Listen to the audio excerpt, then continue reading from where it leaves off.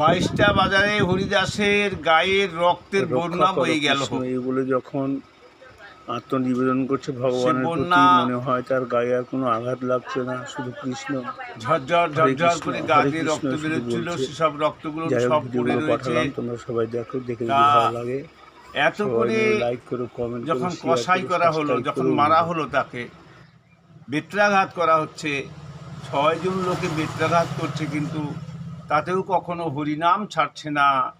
হে কৃষ্ণ, তুমি রক্ষা করো প্রভু, রক্ষা করো প্রভু। সত্যি কি, সত্যি ভগবান ভক্তের জন্য সব সইতে পারেন, সব কষাঘাতগুলো সহ্য করছেন ভগবান স্বয়ং নিজে।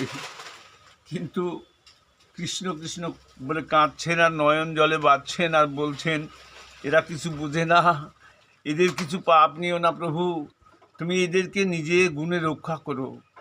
দেখুন, যিনি নিজের জন্য কখনো ভাবেন না, পরের চিন্তাই করেন,